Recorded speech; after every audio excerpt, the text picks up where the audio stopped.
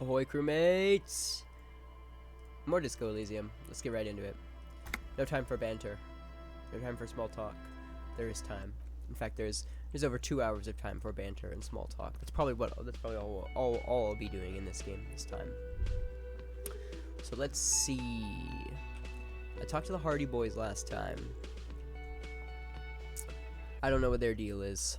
I'm trying to figure it out. So I wrote a note. Okay, but I talked to them. And well, let's just say it was interesting. So I was thinking about it while I was editing my video. I wrote myself a note. So Sylvie said that Harry, my character, was getting borderline aggressive and said that he was the worst client she's ever seen. And the union guys said that the person who was hung was sexually assaulting women, raped one, which they didn't want to talk about, and causing lots of trouble. Which makes me think, how is that person not the worst person that Sylvie's ever seen? Because it doesn't appear as though Harry sexually assaulted anybody. He just kind of walked in, waved his gun around, you know, put his authority in the place, and was being just kind of an annoying dickhead. But this guy who was hung, he was supposedly physically, like he was threatening to kill people. Like Harry was physically threatening people, but that dude was threatening to kill them, right? Which is very different. So, my theory is that they are not telling the truth. They might have killed him, but I don't know if they're telling the truth about who he was, you know? Although I do think that he was definitely sent by the Lone Pines, Wild Pines, I don't remember. The company. I think that this guy was definitely sent by the company to do some kind of union bullshit. And if I recall, the one guy, the big guy, the scab leader, is wearing clothes that were clearly not his. How do I get up there? I have no idea. An old call box with a matrix of push buttons lists all the companies in the East Delta Commerce Center. Emma's Fashion Atelier. You wait for a minute or two, but all you get from the call box is silence. No one answers the call. Empty card. This button looks new, but someone has removed the name card. Nothing happens when you try to ring it. Huh. This button looks new. It's probably not connected yet. I don't know what any of these are. Main hall, building B, whirling in rags. Nothing happens after you ring the doorbell. They don't want to talk to you. They don't want to talk to you. That's funny. Andrew Orlando Harris. You ring the doorbell, but no one answers. What an ominous name for a hair salon. Doesn't bode well for anyone's hair. Artemetep's boxing for young athletes in gym. All you hear is static, but no one answers the call. 24th window. You ring the doorbell, but nothing happens. Fabrone's taxi. Fabrone's taxi. The rest Looks has been like burned someone off. has melted half the plastic off with a lighter. The doorbell doesn't work anymore. Slipstream SCA. You hear static from the intercom speaker. It sounds as if someone has picked up the receiver, but isn't saying anything. Hello, is anyone there? Yes, hello. This is Tricentennial Electric. There's a woman's voice crackling and fragile through the static. Have you come to place an order? She sounds almost antique, as if her voice was being played off an old wax cylinder. A receiver must not be working properly. Hold on, Tricentennial Electrics? I thought I was calling Slipstream SCA. My God. The lieutenant exchanges a look with you. It's you. My God. I didn't think I would hear your voice. I've stumbled upon something. No, something's wrong here. Are you sure she's talking to you? Wait. Stand up straighter? What does that mean? Yeah, it's me. Here I am again, crawling back into your life. Do we know each other? Michelle, just please. She stops, and you can hear her breathe heavily, her breath distorted by ancient static. Why did you even call? I don't understand. You've been gone for months. I thought you didn't care. What? Hold on, tell me what's going on. What did I do? Ever since I came to work here, it's been different.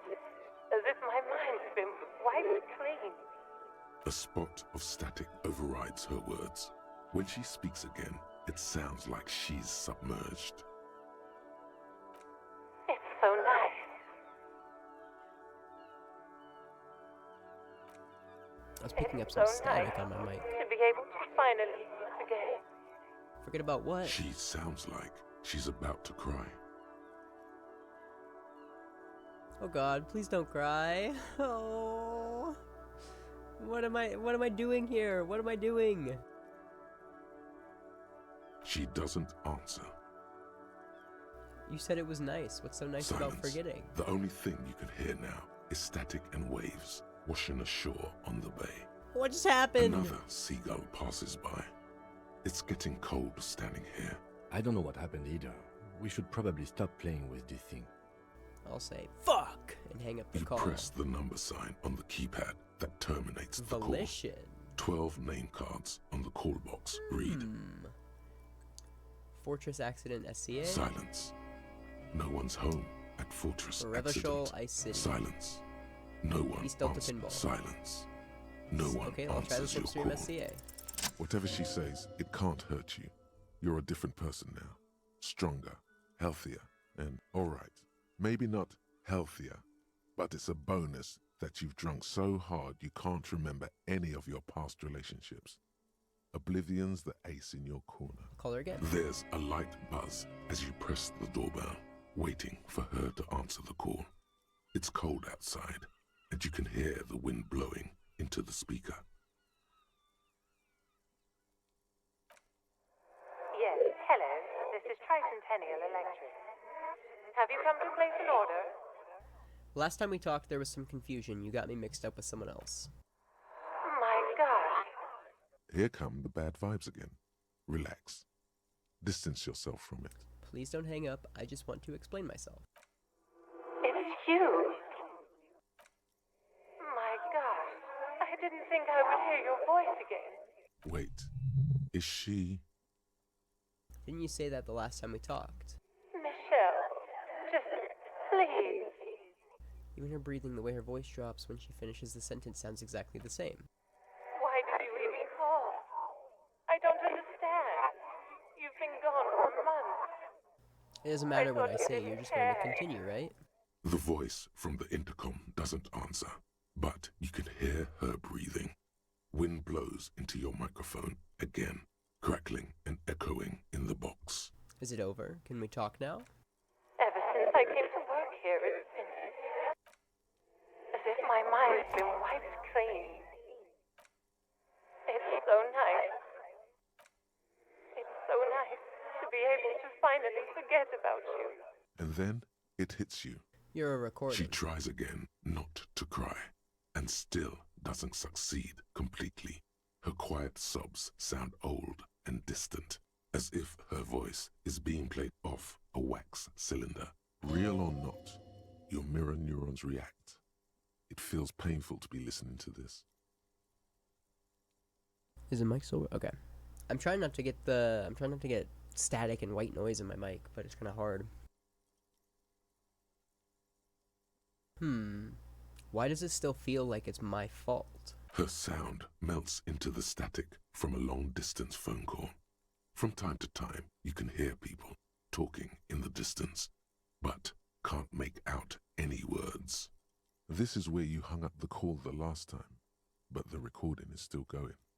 A phone rings in the office with an old-fashioned chime, and someone walks by in a pair of heels. The static is like a warm blanket wrapped around the sounds. Is anyone there? No one replies, but The static grows stronger, like rainfall. Then, a female voice speaks out, completely different from the one before. Glorious and total somehow. Crawling inside your head. Her words are too cold to comprehend. She smells of sodium lights and rain streaks on car windows. Eyes like pilot lights watch your shape in dark hallways, guttering. So, Strange alien thought pattern ends. The lieutenant cuts in, inspecting the it intercom. was a recording trapped in the circuitry from some ancient tenant. This sometimes happens. Shall we conclude here? We have other mysteries to solve. Wait, a recording trapped in the circuitry? I don't have time to explain it to you right now. Maybe sometime later. He looks at the sea almost wistful. Something weird just happened to me. Don't take this the wrong way, but during our short stint working together, something weird is almost always happening to you. Yeah. That is true. I love that. Okay.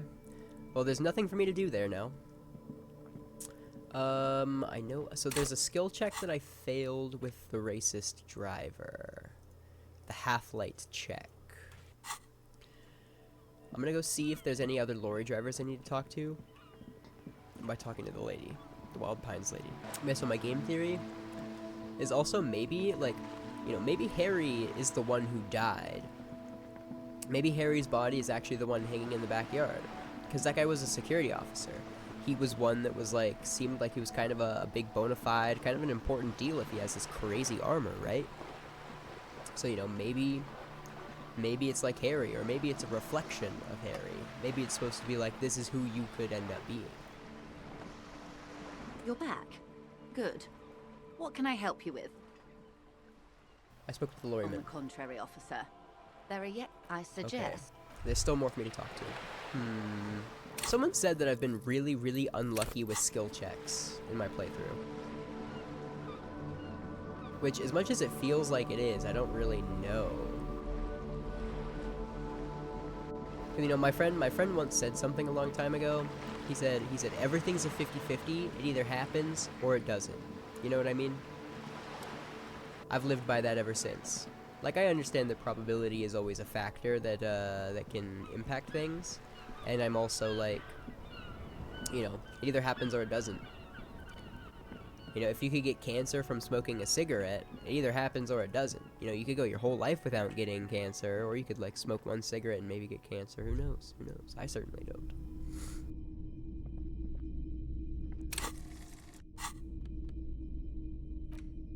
Also, I don't have a hat on. But it gives me -1 rhetoric, so I don't like it.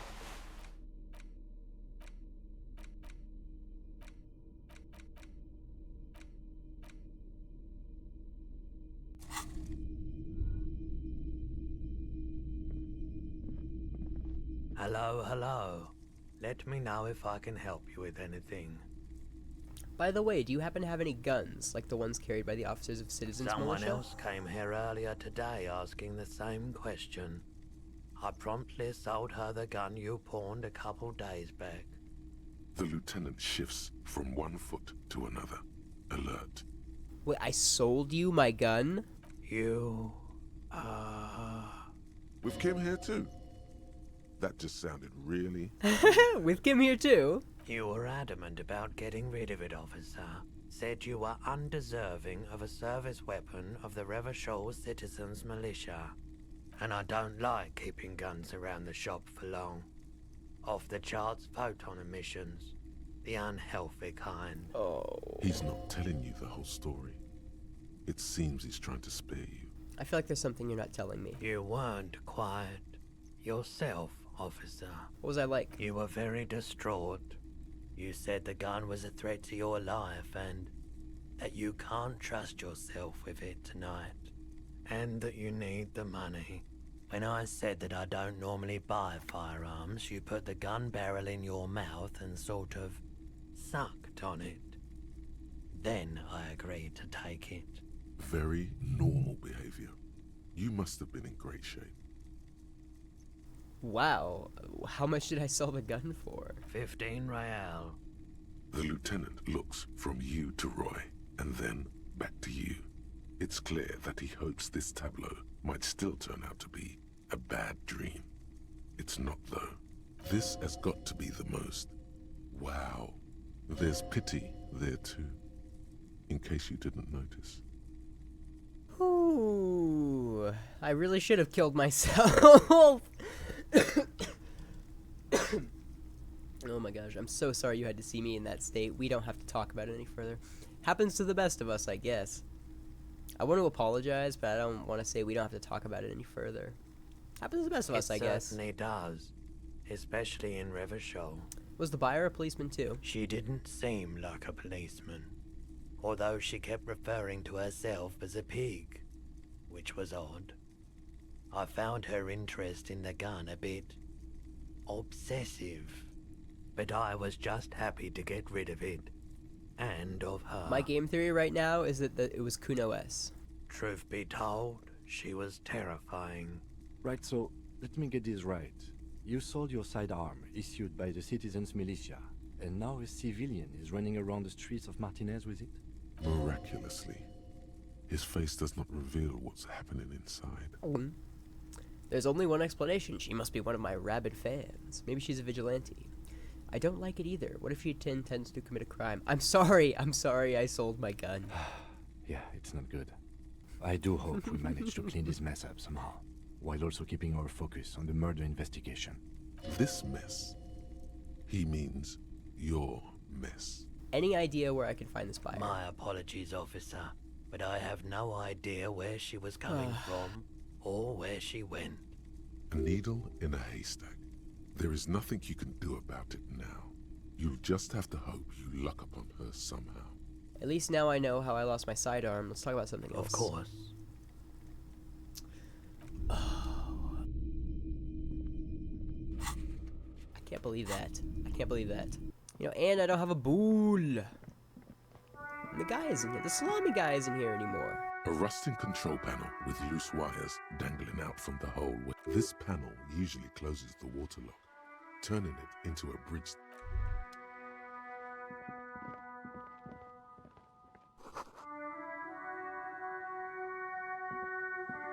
A crumpled billboard reading, Samaran butter soaks in the canal. Two ugly lines mar the bright countenance of the blonde boy depicted. What is Samaran butter? Whatever it is, the boy on the billboard seems very happy about it. Attempt to reconstruct what happened here. Judging by the size of the impact and the parallel lines of burnt rubber, the cause was probably a motor vehicle. Look at the crater. Side slip marks indicated that the vehicle was traveling up the crater at 35 kilometers an hour. Look at the roof of the shack. Oh, I didn't click on the right one. The panel served as a takeoff ramp. Look at the roof of the shack. The black marks on the roof indicate that the vehicle vaulted from the crater to the roof of the shack. Look at the broken posts. The vehicle soared through the air, hitting the billboard and upsetting the posts. Then it continued its flight, taking the billboard with it. Look at the sign.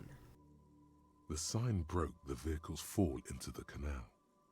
The Samaran butter billboard still looks freshly painted, suggesting it took the plunge recently. How recent? Within the past 72 hours. Look at the opposite bank.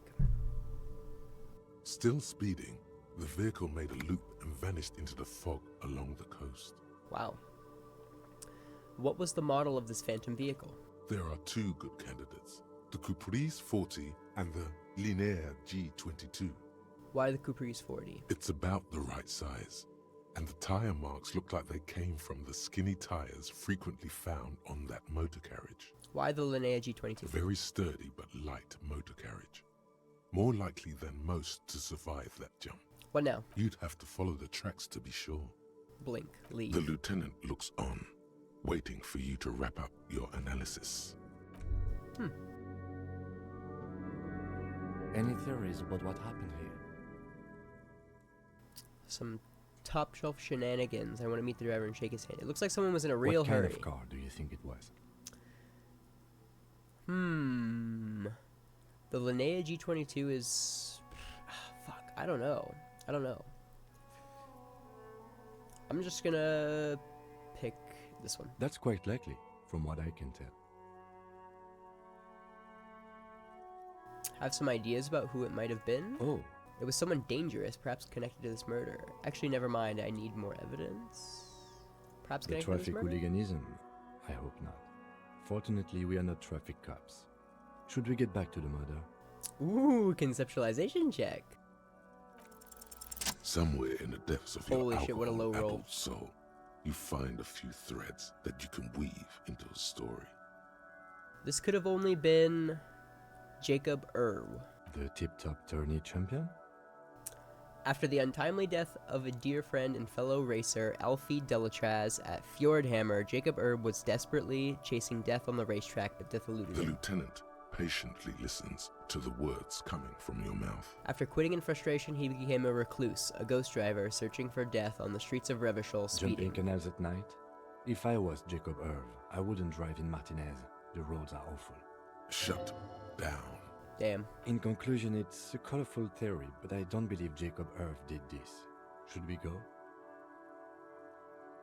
No, we need to find this Jacob Erb before tragedy strikes. Sure, why not? If we must. I'm not expecting him to get far with this. The lieutenant consoles himself. And that's really funny. Oh, that didn't make any progress on our investigation. I'm really close to getting a level. I just need to keep doing random shit until I get a level. I do have 2 interfacing checks. Don't I also... Isn't the ledger also an interfacing check? The mirror is also an interfacing check. Okay, so I need to level up, upgrade my interfacing, and then I'm just going to try to pass all 4 of those checks and see if anything happens. I have not talked to Measurehead today, so maybe he's got something new for me. The unpromising race pupil returns. Why are you not with the Hardy I Boys? am not the first line of defense. I am the last. In addition, these so-called Hardy Boys are an effeminate clique of bodybuilders. Their company is spiritually degrading. But you're all part of the Union. The Hardy Manlets are on Hardy the pay of the Manlets? company. I answer to the Union alone. And I do this out of race heroism. Finance is an alien concept to the Simonies.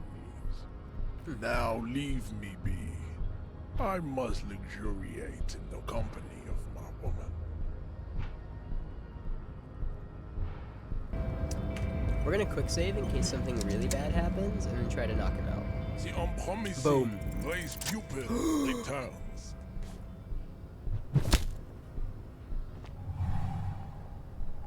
Just like that, instinct took over. Let's A go! solid strike straight into his throat, into the cartilage. You could swear you felt the soft palate break. The man is reeling, gasping for air. Time stands still around you.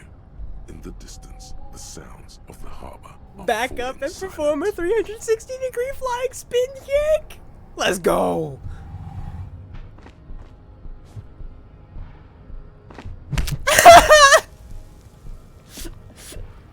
The man lands with a dull thump, like a broken down puppet of muscles and sinew.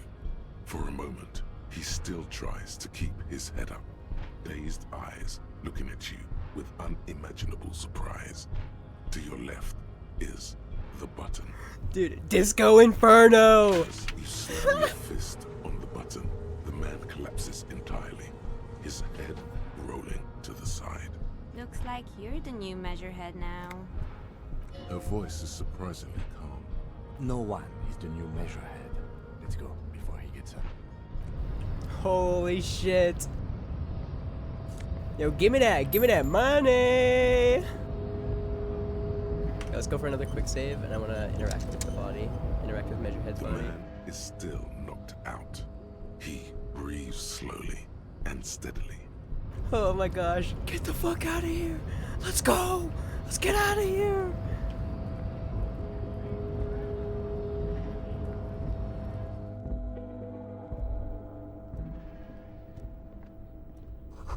This door is locked and cannot be opened from the side without a pass card.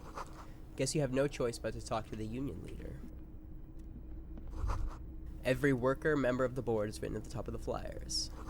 And at the bottom, the union logo and demand democracy. This is a Dewey typewriter. The model name is on the back.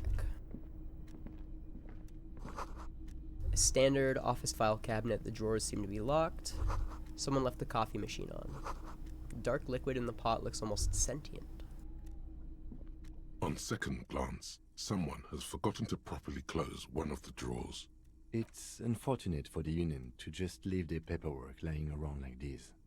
Let's see what's inside, he thinks. Open the drawer. The drawer opens smoothly. Inside is a well-organized selection of brown folders. Browse through the folders. Hundreds of documents containing logistical data. Two kinds of transactions stand out. Materials coming into Revachol from the outside world, from Muindi, Grad, and even Ilmara. I think that gave me a superstar cop point. I hope it did at least. And the same materials being handed over to companies inside Disco Inferno. Coulon, Coal City, La Delta, and Jamrock are listed among the many districts where the imports are being sold. Anything interesting? It's hard to make sense of this thicket of company names, dates, quantities, and percentages. You try to focus, but the lines are getting blurry. Force yourself to go through the folders. Look how blurry all the lines on these papers are. How unwieldy your own willpower is to yourself. You're like an absurdist Samaran monk, focusing through not focusing. Hermeneutics was almost within your grasp, but now only vague letters float before your eyes. Less meaningful, but aesthetically more pleasing. If I let my eyes go completely out of focus, all shapes start melting into each other. Is that what you're doing with those folders over there? Let's just get back to My work, thought Lieutenant. exactly, officer. Shall we? Close the The drawer. drawer slides shut smoothly. What's this? Book La Fumée, Volume 1, Number 4. The leading intellectual organ of Martinez communism offers a radical Mazovian perspective on a range of contemporary issues. The cover features a stylized portrait of the late King Frissell with a pair of white antlers growing out of his head. Okay, I need to read that, just not right now, probably. Postcard.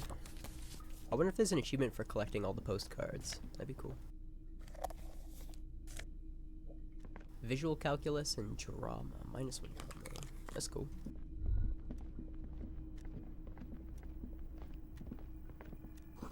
The radio is emitting strange buzzing sounds. An imposing combination of a punch clock and a payphone is looking down at you from the wall. A note on the side says, "Tokens unavailable due to strike. Use change." Pass? You know, fuck it, I'm just gonna read the book real quick. The front of this quarterly journal features a large satirical portrait of the late King Frissell. From the sides of his head, a pair of white antlers spread to the corners of the cover. Why Frissell? Because Frissell was incompetent, foolish, and cruel.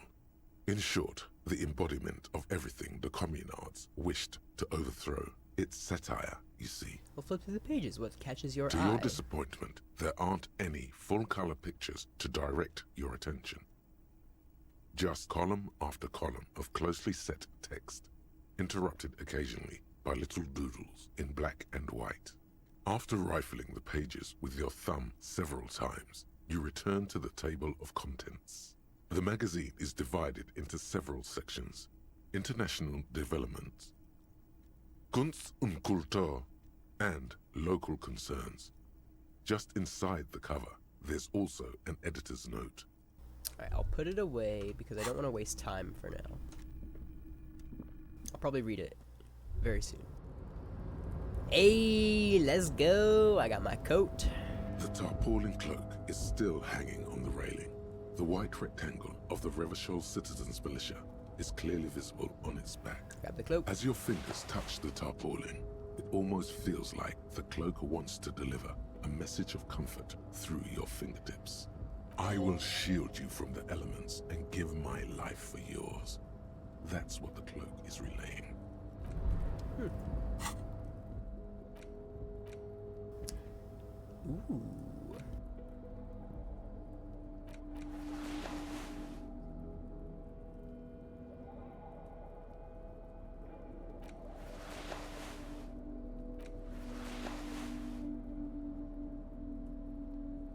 This is some kind of dope fashion, I gotta be honest. Oh, so is this. Oh my goodness. Although I gotta say, the conceptualization makes me the most happy.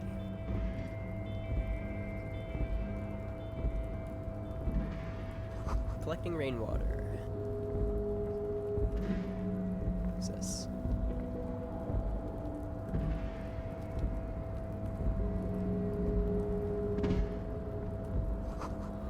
White pine trees are printed onto the screen covering. Looks like a forest under snow. I'll go back up here and explore this area first. You know, whenever I play games, I have a habit of exploring areas that I think look like they don't have, like they're optional first. Like, if I'm playing a platformer, like a 2D platformer, I'll usually almost always go to the left side first. At least 3 packs worth of cigarette butts. Numerous empty bottles of Commodore Red and potent Pilsner.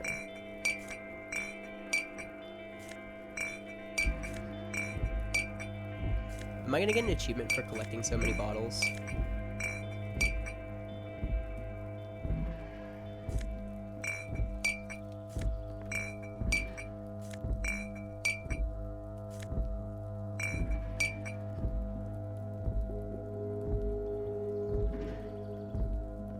This is the night watchman's booth. The name on the door reads, René Arnaud. So this is where Renee works. Renee. I'm gonna look around. Search the booth. If you must. But please hurry. We are pretty easy to spot up here. Nothing incriminating catches your eye. The cabinets are clean and their sparse contents meticulously organized. There's a framed photograph on the table. Take the picture. It's a black and white photo of a young couple out in a street fair. The man, René, is dressed in a Royal Carabinier uniform. The girl is young and very pretty. She is smiling playfully at the camera. René looks like he's about to smile. This photo must be tied to some good memories. Why did you take that picture of René? I'm making an artistic photo collage, Kim. Of course you are.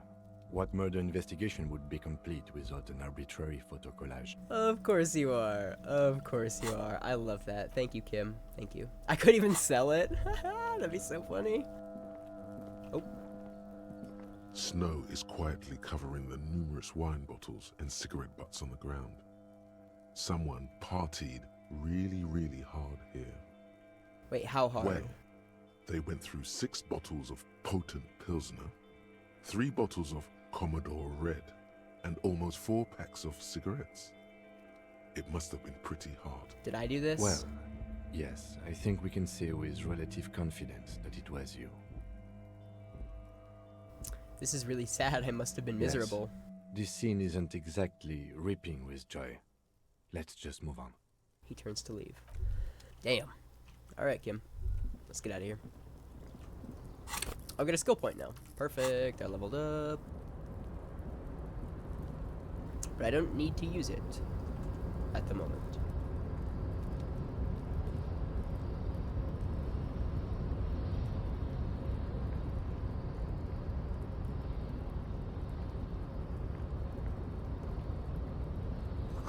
You see faded industrial lettering on the platform. Cavalsund, Kvalsund. Is that an acronym or a word? I don't know.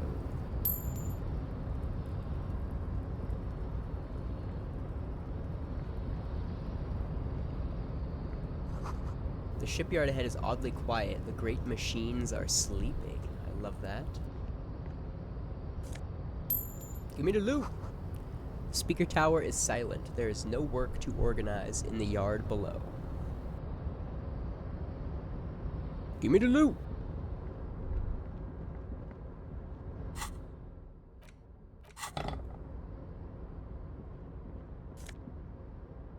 Ooh, Faln Ultra Series gloves. Gives me +1 half-life.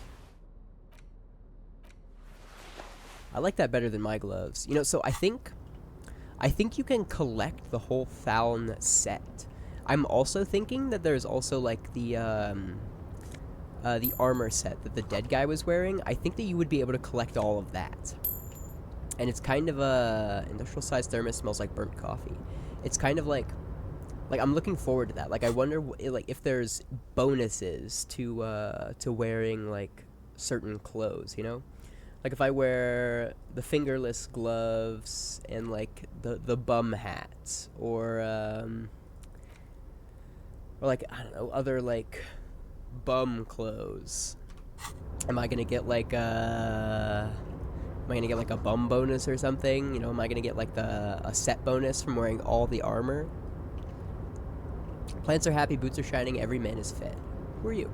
Container, container, I'll turn you nice and red. Container, container, put the logos on.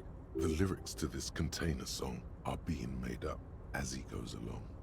The accent is so thick, it's impossible not to notice he's Ubi, from the vanishing peninsula of Ubisunt on Muindi. Container, container, used to be Wild Pines. Container, container, now belongs to Everard. The tiny man is so engaged in his work he doesn't notice you. Hi. Everard, Everard, Everard, he looks after everyone. Huh? Well, hey there. How can I help you, mister? The look in his deep blue eyes is as sincere as you've ever seen. Kind of makes you feel like an arsehole for no apparent reason. I see you are not a union man, mister. Did you get lost? You're not one of them scabs, are you? What is it with you people in scabs? I mean, I don't personally mind. Folks is just folks, you know, and folks gotta eat. He doesn't seem to be waiting for you to answer. Just some of the other guys don't look too kindly on the scabbing kind, if you know what I mean, mister. You're Ubi, right? Oh, yes. Born and raised in Irish, mister. Mum had to leave my dad after he got a bit violent.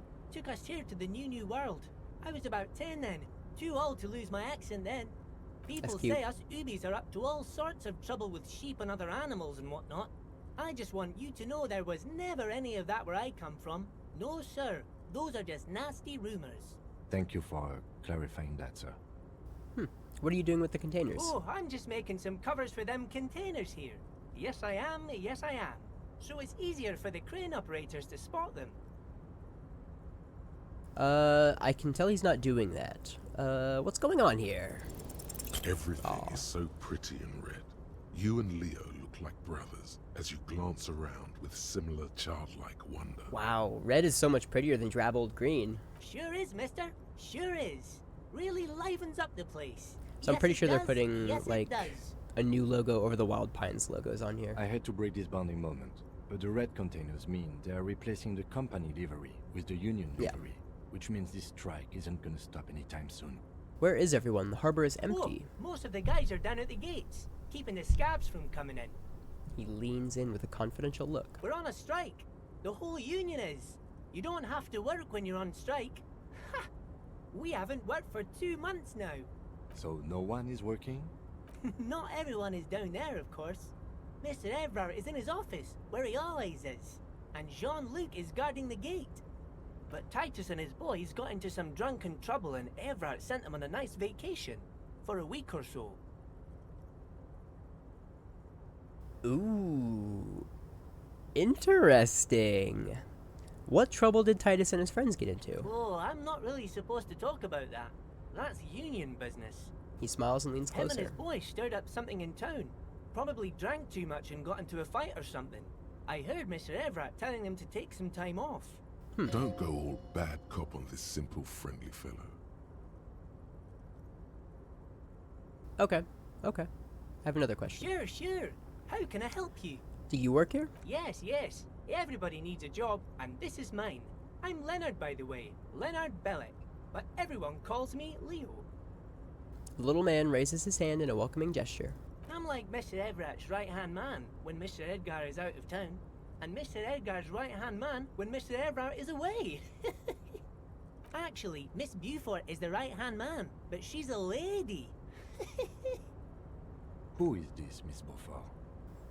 Tenant looks up to A real Leo. pretty lady with a skin like those Douai Sucre candy bars my missus likes so much. Them are real nice to suckle on once the dinner is done and me and the missus sit down beside the radio. But I can't listen to the radio all the time. There's so much to do around here and I'm always busy keeping things running here. Yes I am, yes I am. Stay on this Miss Beaufort topic. Who is this Miss Beaufort you mentioned? Oh, Lizzie, she is a real sharp tool. Mr. Everett put her through some fancy school and everything, east of the river.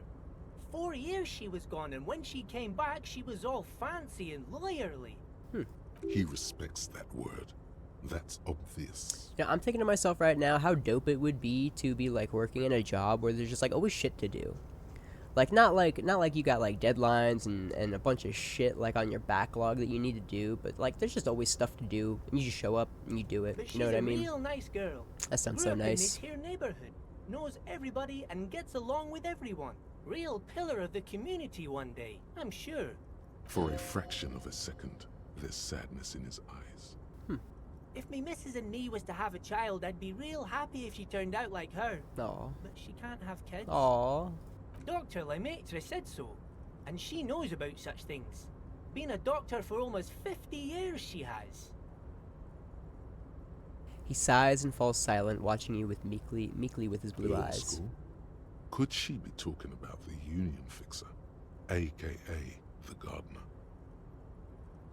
Okay, so this is the union fixer, the gardener? Looks like it. I'm not sure what a fixer is, but she is a real nice girl. Smart as a whip, too. The little guy smiles a disarming smile at you. Telling the gardener you know her name might throw her off. Perhaps something to consider later. What's in that container over there? Points to the container suspended from the crane arm. Oh, that one. That should be empty as far as I know. Lots of containers here have nothing in them. They're just waiting to be loaded up. I imagine if I had a higher skill, like maybe if I had a higher shivers skill or something like that, I'd probably be able to get something there, but maybe visual calculus to calculate that there's not, that there is actually something in there. I don't know. I'm looking for the leader of the dockworkers union. Oh, you want Mr. Everett then? He's an awfully nice fellow, he is. Him and his brother are both nice fellows. They've lived their entire lives in this here neighborhood. He coughs, then continues immediately. Guys like Mr. Everett and Mr. Edgar, his brother, are real good guys. Made Martinez what it is today. Mr. Everett and Mr. Edgar and I went to the same school we did when we were boys. Patience. Deep down you have the mental power to keep listening. Not many would, but you do. Perfect. Do not interrupt Leonard. Had an arithmetics teacher, Miss Bellows. Her real name was Miss Bellams. She was a real pretty lady, but when she got mad, all the boys liked her, if you know what I mean, mister. We used to sneak in her yard in the dark and peek through the window. One time we saw Miss Bellows with a fellow. Yes, we did, mister. He looks for signs of disbelief in your eyes. Don't say anything. Them was naked too. That's all I got to say about that. He keeps nodding and looking at you with a smile that's too sincere to be clever. Finally, he seems to lose some internal struggle and adds, very interesting, very interesting. Thank you for telling me the whole thing. Thank you. Almost forgot. Mr. Everett is in that container over there. I got distracted telling the story, but he's in there. Okay, I'm off. Bye now. I like this guy. Why does art inspire you so much? It does, yes, but what is art? Excellent question. Art is a diverse range of visual, literary, auditory, and performative creativity. It's an expression of imagination and technical skill. Additionally, it's history, criticism, and pure enjoyment. In short, art is the highest form of human communication, representation, narrative, emotion, and agency intertwined. It's time for Art Cop. Would I fit into the art world? I mean... Have you looked in the mirror lately? You have the exact features of a savage art critic, with that beard and those clothes, disheveled and prophetic. Perhaps you should try to critique architecture too.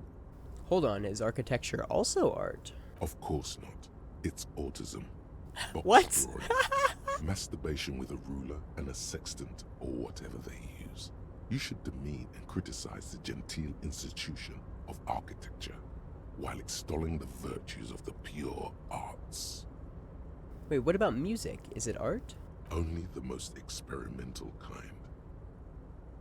I guess I have been feeling critical lately. Yes, you seek substance. No vapid representations and reproductions of social mores as made manifest in stuffy biennials. We're talking Art cop, real art living cop. art here. Become the art cop. Half art critic, half cop. Wait, but don't I have to be 100% cop to get the case finished and all that? Quit being so indecisive. What are you going for here? Some kind of indecisive and camp aesthetic now? Strike a bold shape here. Go art or go home. No, I cannot risk another capo diversion at this point. Okay, if 50% art critic is what's needed to free me from rote repetition, so be it. Opt in. Exactly. It's not only your duty to only catch the criminals off the street, you must also apprehend criminals of the printing press and the gallery, the trite and derivative artists and writers of the world. Go ahead and provide savage criticisms, art cop. The world is yours to rip to pieces and reassemble. I am so happy. I am so happy with that. Actual art degree. -1 perception. Can't even look at this shit. Yeah, it's another capo type. The worst one. The most savage and brutal. The art cop. Nothing is good enough for him. Everything is shit. You have to employ an armada of adjectives to depict and demean the mediocrity of the works and visual institutions around you. Really flex that critical muscle until the vocabulary for punishing mediocrity becomes second nature. Here we go. I could... Wait, don't I have a skill point? I do have a skill point. Speed gives 1 psyche. Oh, I see. So speed, the drug. I was correct on this. Learning cap for perception raised to 5. I don't really care about that. So I'm 8 skill points. I really want to start thinking about that. You know what? I say fuck it. I'm going to forget the long way home. And I'm going to start thinking about the art degree. Perfect. I have -1 perception from that. I already have really shit perception. My glasses lower my perception. Yep. And then now... Wait, why did there... It's the ledger you found in the trash. A cabbage of papers hanging from the board, with the permeables drawer inside. It's barely held together by a clip. Oh yeah, the Lonesome Long Way Home gave me -1 interfacing. Okay. Okay. It's the ledger you found in the trash. Is still not what happened. Fuck this. 72%. Strange. 72%. Why does it make you so angry?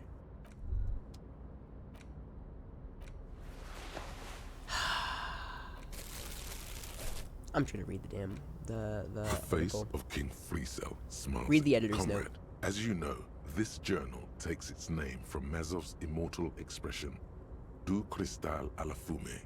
This was his way of describing the way the rigid, crystalline structures of capitalist ideology turned to smoke under communism.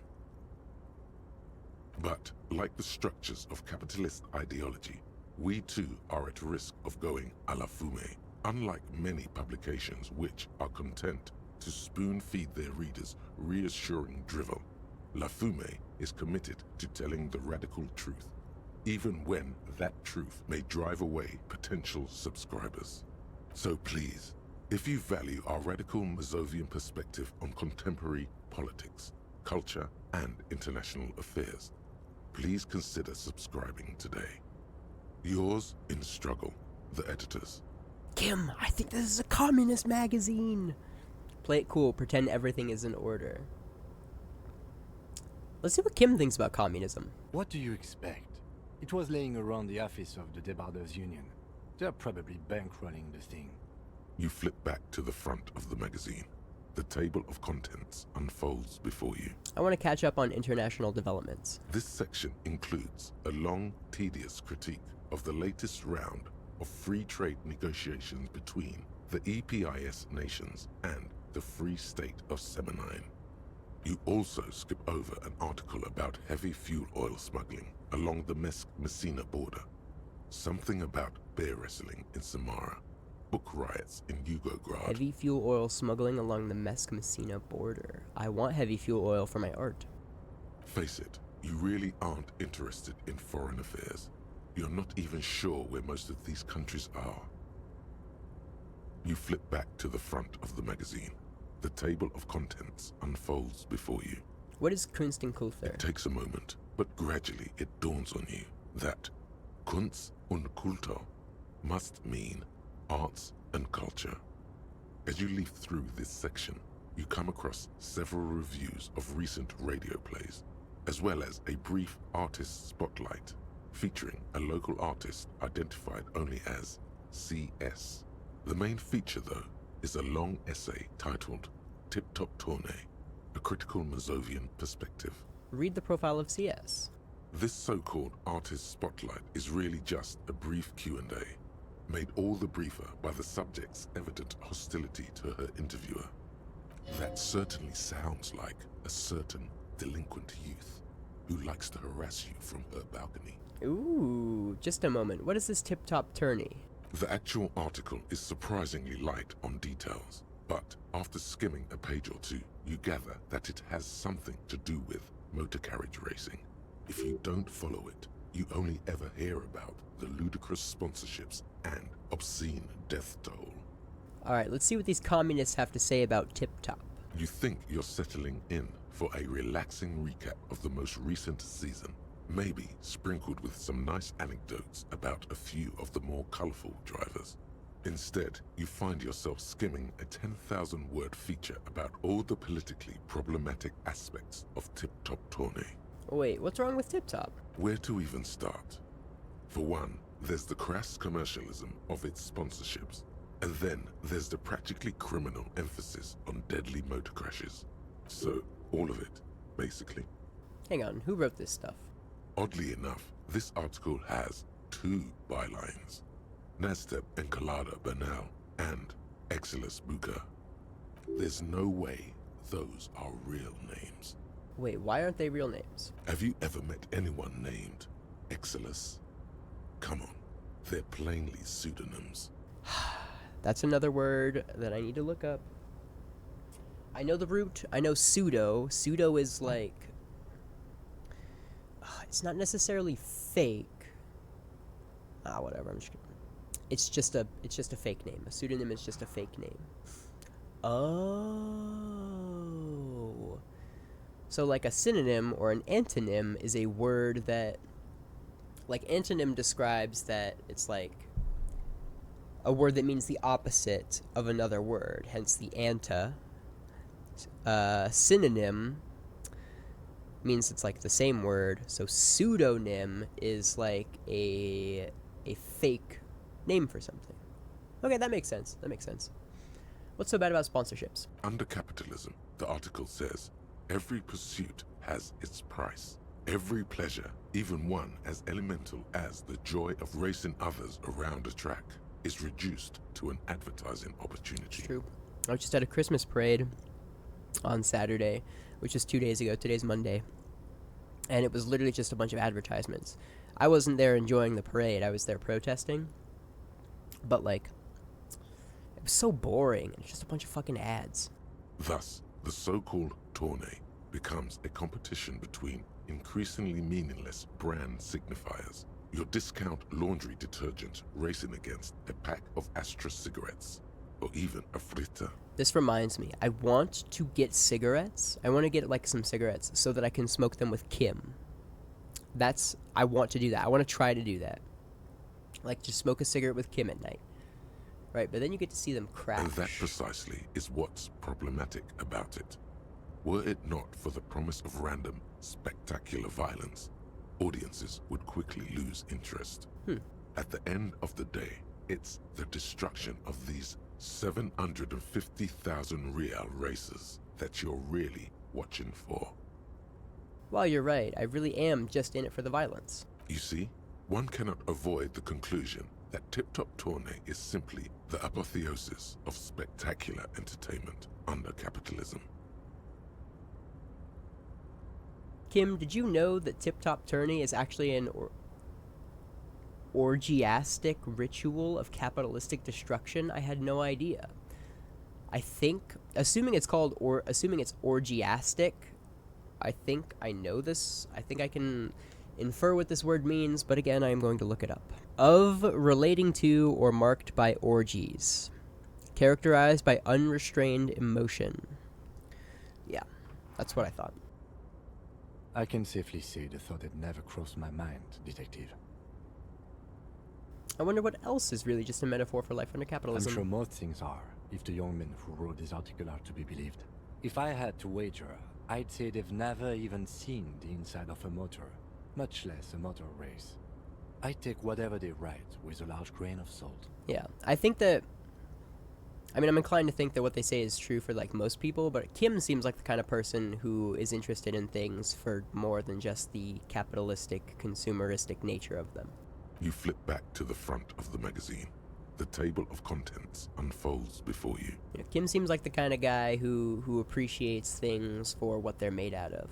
Like, he likes the crane. He likes technology. It's cool.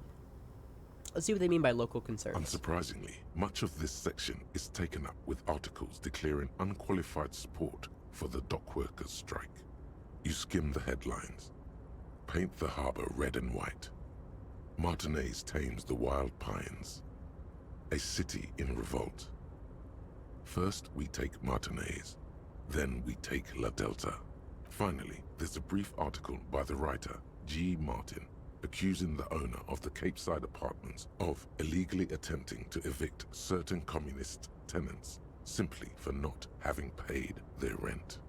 Illegally attempting to evict communist tenants for not paying their rent. So it is illegal to evict someone here for just not paying their rent. Interesting. Charging rent just to live somewhere is pretty outrageous. If it weren't for Wild Pines, all those moochers would be out of a job. Wouldn't it be better for everyone if labor and capital could reach some reasonable accommodation? That's ultra-liberal. I think this is... Let's see. It's fascist, ultra-liberal, moralist, and communist. Maybe this one's moralist. This one is communist. This one, I think, is ultra-liberal. This one's fascist. And that's uninteresting. Charging rent just to live somewhere is pretty outrageous. The writer G. Martin remarks dryly that capitalists love wealth redistribution. Yes, they so do. long as it's only redistributed upward. It's true, the rentiers have been bleeding you dry. You really ought to find your own place one of these days. You flip back to the front of the magazine. The table of contents unfolds before you. Put the magazine away. Let's see, we got 17 communists. Let's go. We are about halfway through the art degree. Let's go for a hard save. And let's unequip these and go in.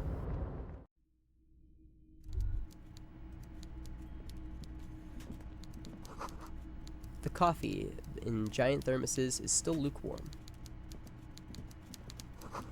A stair made of pallets leading it up. This guy is big. He seems scary. What? Is he upstairs?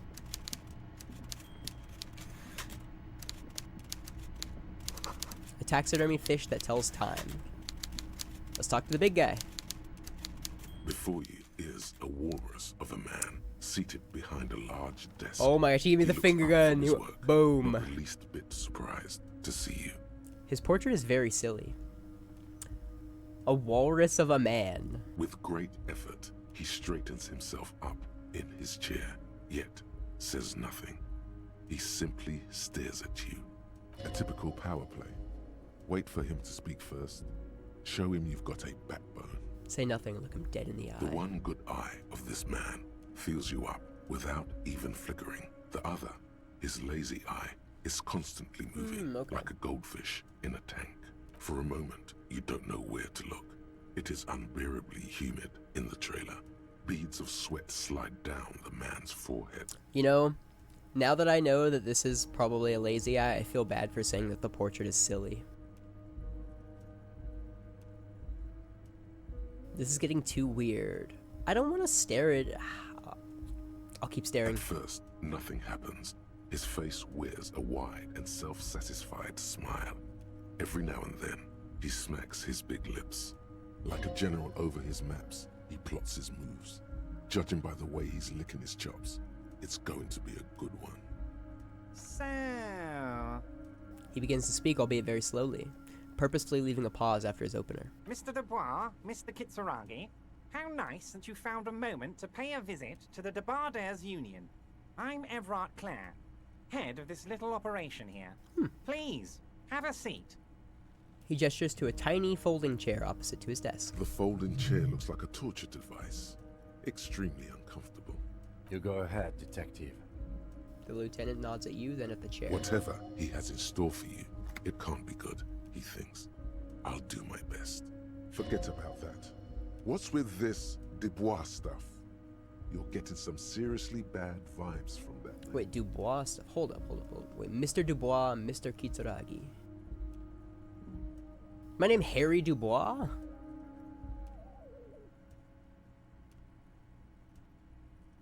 So my composure says that chair is very uncomfortable. I feel like that's gonna give me like minus to something. But he is also friendly. And Kim told me to sit down. Kim told me to sit down. I'll take a seat. Excellent, Mr. Dubois. I can see that you're a reasonable man, and reasonable men can be of great use to one another. He gives you a sly wink. Remain serious. So tell me, how can the head of the Debardairs Union help a representative of the Revachol Citizens Militia today? The chair you're sitting on has got to be the most uncomfortable chair in the world. It's violating your backside. I feel like I have to do this. I don't want to fucking die. Oh, by the way, I heard you got a rather rude reception from a certain Lawrence Gart. Some people have no manners, it pains me to say. This should take care of that nonsense. He points to a novelty check on his desk. It's absolutely comically huge. It should be sufficient to cover your expenses for a few days and patch over your differences with a cafeteria manager. Go ahead, take it. He points at it. Hey, that's 25 real. That's good money. Think of all the stuff you could. Wait, you know Gart? Yes, I know Lawrence. He's a real character. No union man in him. A real piece of work, that boy is. With a grin, he points to the checker game. It's like you're on a game show. At least don't thank him for it. I'll take it. Is there anything you'd like to say to me? Or... No.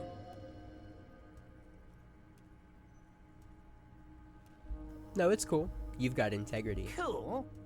I wouldn't go that far. I'm sure there are cooler things than delivering a comically oversized novelty check to a cafeteria manager. But, sure, if that's what's cool nowadays. Now, I'd like to set your mind at ease about one other matter. Your lost gun. Let me assure you, Union people are on it as we speak. I've got my best hounds looking for that lost gun. His slug-like lips move, but all you hear is an echo. Lost gun, lost gun, lost gun. The world is swallowed by a black hole of fear. Only two words escape its gravitational pull. Lost and gun. I would appreciate any help you could provide. Are you all right, Harry? You seem anxious. Don't be. Everything's going to be all right. It's not like you left it loaded. You didn't lose a loaded gun.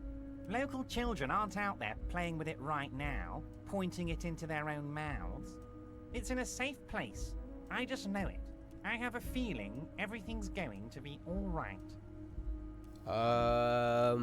I don't feel like I can pass this check. I got -3 because I took the check. The chair is killing me, but I didn't say thanks. Ugh. I'm gonna turn to Kim. Officer, we will deal with this later. We don't need Mr. Clare's help with this.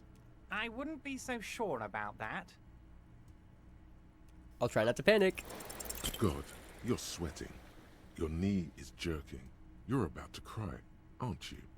You're about to cry because you lost your gun and those children are gonna shoot themselves with it. So what? Men can cry too.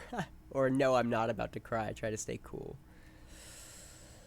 Oh my gosh, I can't keep my composure. So what? Men can cry too. To cry? God, you're weak. Whatever you do, don't cry. You'll think you're disgusting. Mr. Dubois, you don't look so good. What is this, Mr. Dubois? He keeps repeating. What is he trying to pull here? You need to cool the fuck down. Chill.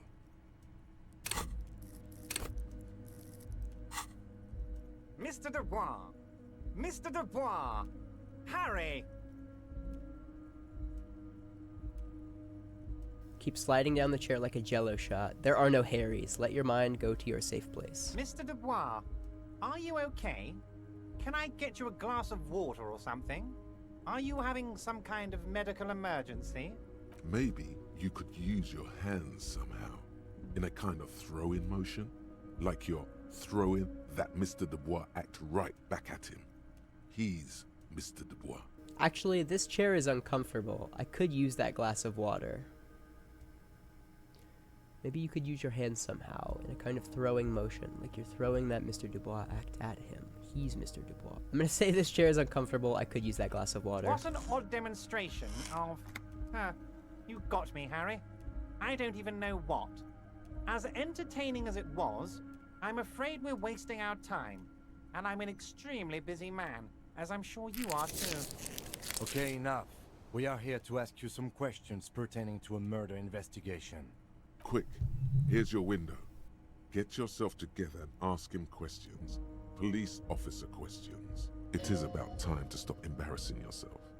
Questions will help you regain some of your lost dignity.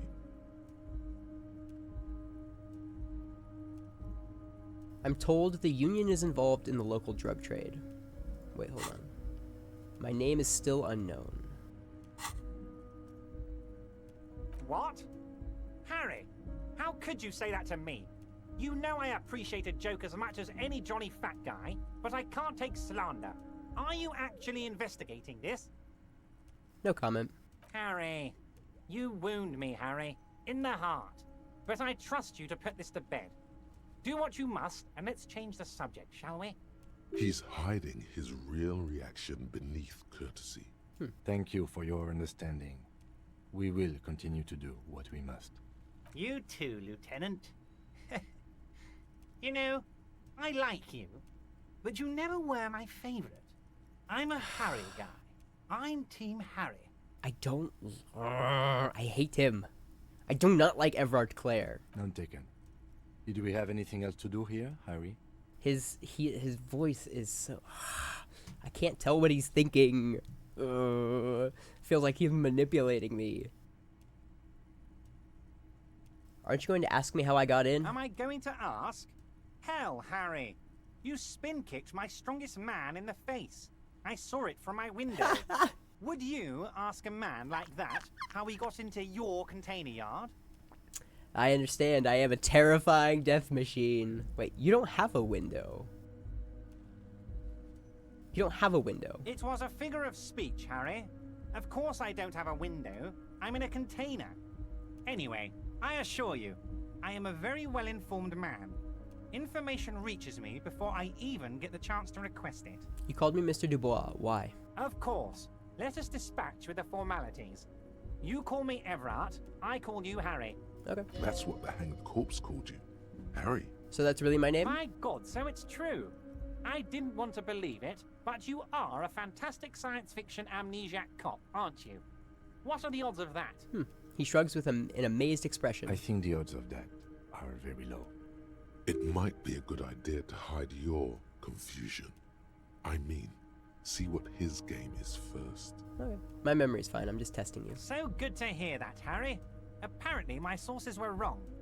However, if you did have a spot of memory trouble, I could help you out. With my big fat folder. Words flow like a river of honey from his lips. I guess word has already reached him. No matter. No harm done. Are you trying to tell me you've gotten hold of some of our documents? The lieutenant inspects Everard over his spectacles. Mr. Kitsuragi, would you mind? Me and Harry are talking about his lost identity right now. Asking too many questions will make you look weak. You should maybe focus on the folder. Don't just jump to the folder. That's not smart. Shows you're on the edge. Do some probing first. Where did you get that folder? Ah, this? My friends in your organization gave it to me, Harry. This translates into, haha, you guys are so corrupt. Huh. I find that very suspicious. May I have a look? I'm afraid this is meant for Union eyes only, Mr. Kitsuragi. I'm sure you understand. Please continue, Harry. What kind of a cop does it say I am? Huh. Well, Harry, if I were to sum you up in one word, it would be apologetic. I'm sorry? Yes. You seem to be. A lot of the time. But right now, there's no reason to be. Let loose a little. Be you.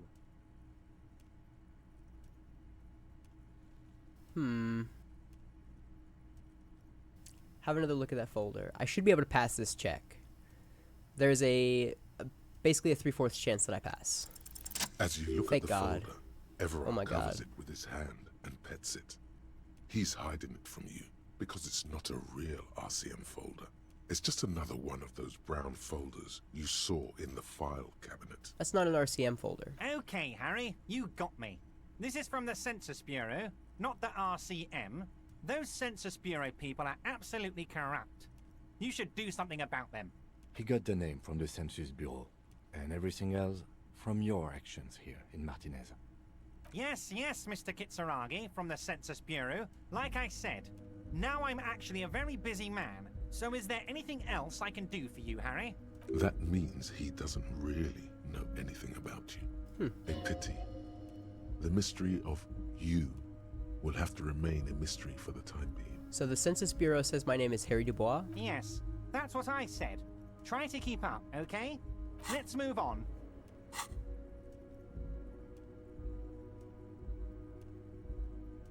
Let's talk about... I want to talk about the hanging. Oh, of course. That's your main thing here. That's why you're in Martinez. I know everything that goes on around here, and I would love to discuss it with you. I mean, it's no secret that the lynching is connected to the strike. So much to talk about. Honestly, it's been weighing on me so heavily. I understand you need to interview me. Say nothing. But there's a thing that's been keeping me up at night. I want to talk about the hanging. I mean, if we could just calmly talk, exchange information, we could blow this thing wide open. Yes, that sounds good. Let's do that. But I can't think straight with this thing weighing on me. You're police officers, aren't you? I have a crazy idea. You guys are basically door-opening machines. Incredibly talented at opening doors. Kim, is that true? Are we door-opening machines? I'm not sure I understand. If you're asking us to break down someone's door, it's not going to happen. Come now. I just need you to go open a little door for me and leave it unlocked. A simple thing. Absolutely nothing shady about it. The stars aligned into a cosmic frown here. He has your fate decided. Bide your time, however, and let the stars continue their course, and that frown shall turn into a smile. Only if you play along. Why don't you just open it yourself? Harry, I'm a very busy man, and more importantly, I don't have that extraordinary physique you do. You look like you could run around all day. You want to send someone a message that the police are working for you. I repeat, I'm a very, very busy man, Mr. Kitsuragi, and therefore I must occasionally enlist outside help. So what will it be, Harry? Whose door is it? Oh, no one's. It's just a weasel. A weasel lives there. Nothing for you to worry about. What do you mean by a weasel? A loud blabbering weasel. When weasels feel no one is watching, they start acting foolishly. He removes his glasses and rubs his nose. Just go there, unlock the door, and leave it open. It's been such a burden on me, Harry. I just want this to be over so I can discuss business with you. I bet you don't even know anything about the hanging. Harry, my dear friend, I am what people call a local bigwig. I know everything that goes on in Martinez. I can't accept this thing. Refuse the task for now? Of course, Harry, I understand. But if that's the case, I don't think we'll ever find your gun. Even worse, we won't be able to speak like equals about the murder. Perhaps this was just bad timing for you. Know that you can always come back to me. I really hope you do. For your sake, my sake, and for your gun's sake too. Yes, we both understand what you meant. This may be the only way, he thinks. I won't hold it against you. In fact, we probably should reconsider later. I met Joyce, the company representative. Oh, that's very nice. I haven't gotten around to her yet. I'm very, very busy, you see. I hope you're getting along. One thing I want to make very clear, Harry, is that this is not some kind of union versus corporation situation. Everyone is just pals here. Just pals. Yes, we're all trying to do what's best for Martinez. Don't feel like you shouldn't work with her just because you and I are such good friends. I'm not a jealous guy. Whoa, that's so nice of him. Suspiciously nice.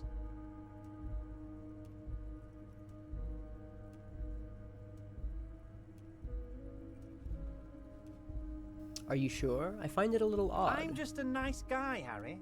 I wouldn't be where I am now if I wasn't nice.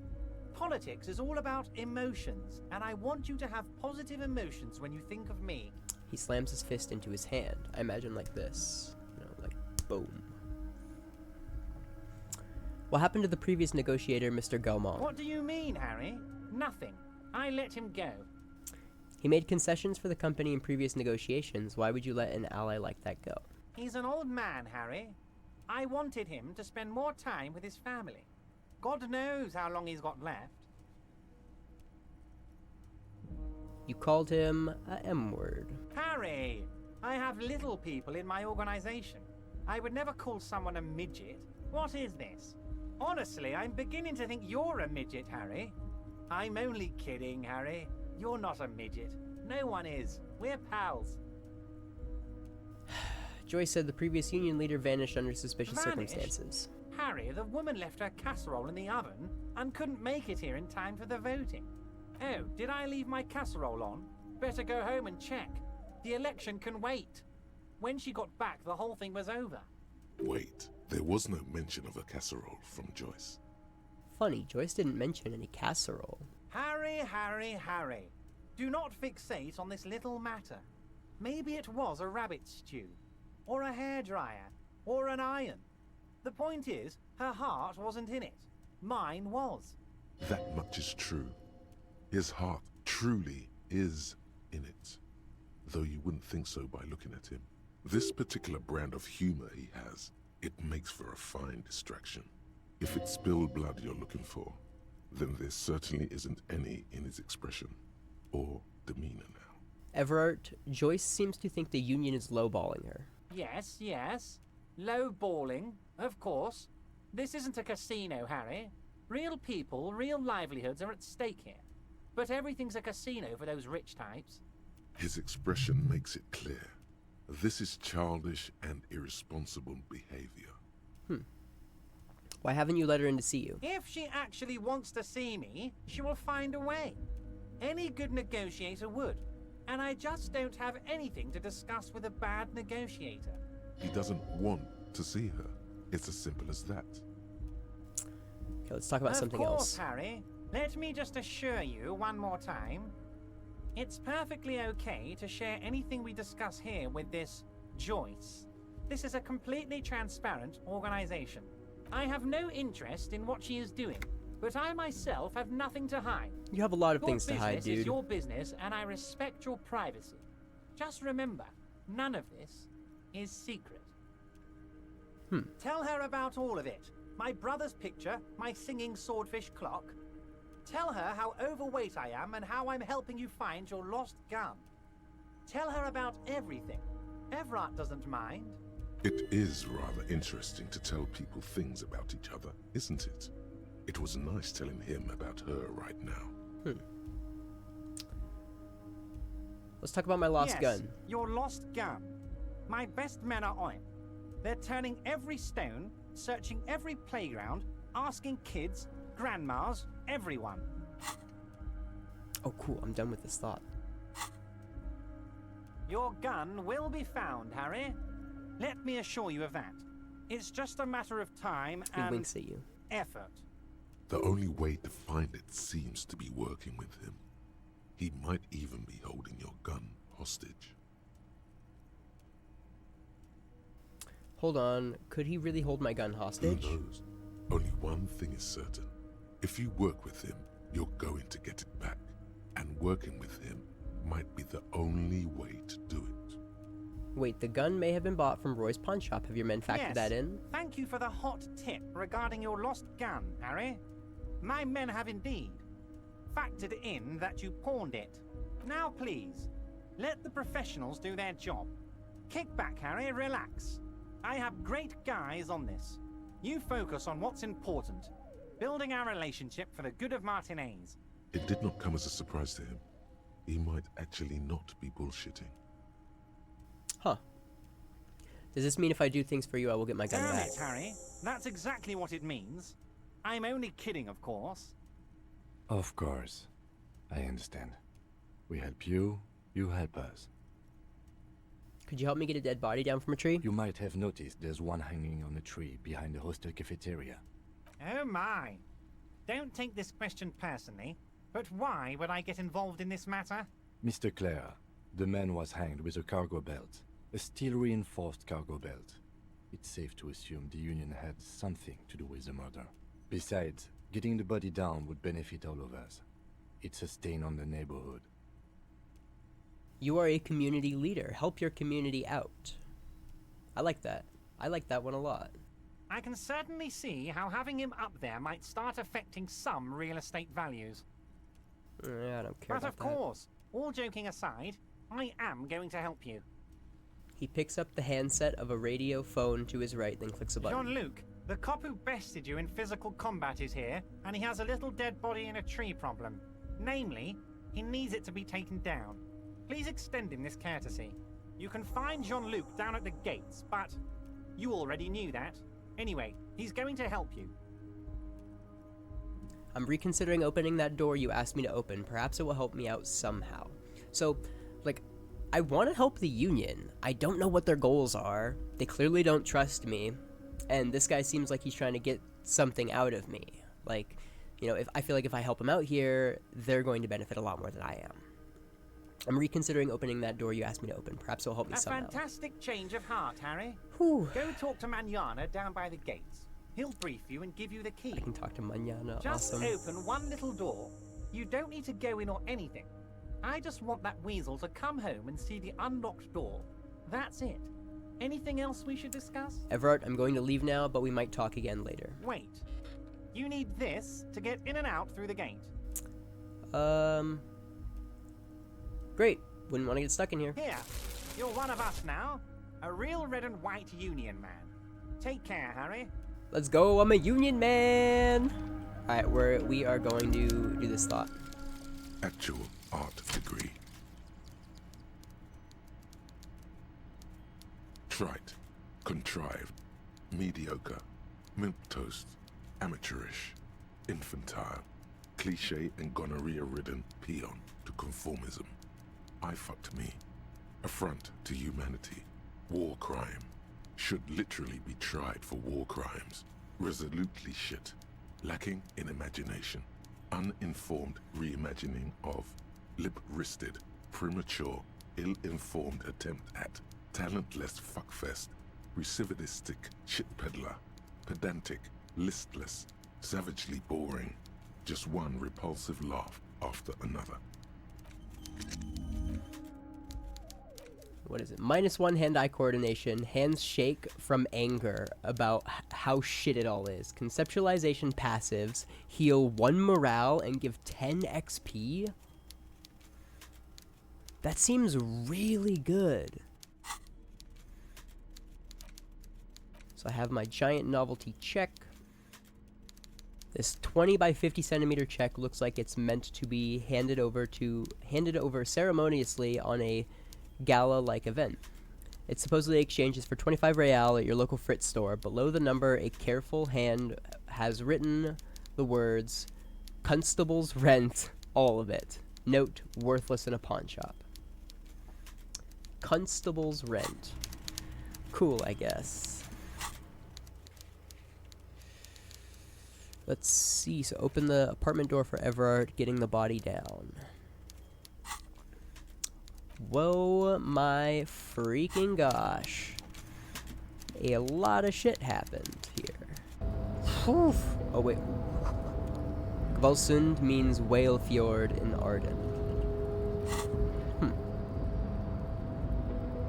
Gosh, that was a lot of information. I want to be a communist, and I want to help these guys, but they really don't trust me. If I wasn't a cop, this would be a lot easier.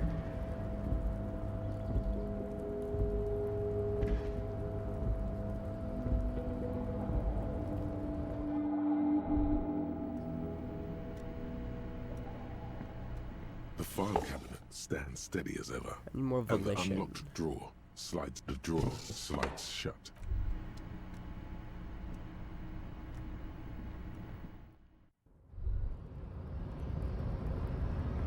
Is Measurehead still over here? He is. Do not presume this has drastically altered our race dynamic. It was just something I had to do. Our personal dynamic has changed. A little. A He little. means very little. Everard told you to help us get the body down from the tree. So it was. You bested me in race combat to reach my superior, then had him give me an order. I salute your cunning, enemy. I will go and remove the body from the tree with my bare hands. You're so noble, Measurehead. There's a but. But while I am gone, someone must stand guard on the bridge. That someone needs to be you. Both of you. That would mean you're openly showing the people that you're taking the Union's side. Wait, that means showing everyone we're taking orders from the Union. Yes. That is precisely what it means, homunculus. This is not going to happen any other way. Lieutenant, what if we don't want to do This that? is the uncomfortable result of not taking it down ourselves. I can live with a compromise. Listen to your little friend. He is wise in his childlike way. His mysterious race may yet prove fierce competition to my heroic haplogroup. Okay then. Babe, see that they stay here the whole time. I hope we don't have to wait too long, and I hope that the scabs don't like rush us, cause I don't know if Kim and I are gonna be able to do much about that. The woman's gaze follows Measurehead as he leaves. So, you guys are like cops or something? Apparently so. Cool. I like men with guns and power. I'm Katya, by the way. You hear that? That sound. He's breaking something. Yeah, Jean-Luc must be really tearing it up over there. I wish I could see it. I also wish I could see it. you! RCM rent-a-cops! Guarding that bridge like Everard's lapdogs! Is this where it's at now? The RCM is for sale! Oh my gosh, because I also took that check. Oh, that might look bad. And who are you? What is your business here? Why are your clothes 4 sizes too small for you? I'll work with whoever I want. Or do I say that's none of your business? I'll work with whoever I want. The man turns to look behind him at the behemoth appearing around the corner, approaching him, walking past him. Whew, Measurehead's back. Thank goodness. God damn, Measurehead is fucking huge and intimidating. The corpse has been removed from the tree. Stand down and congratulate yourself. You have sided with Ray's victory today. Thank you for your cooperation, Measurehead. Farewell, ham sandwich. You are a Union man from now on. That's huge. I feel... Oh, fuck. I wish I would have saved before that. I feel as though the me being a Union man thing is going to affect things.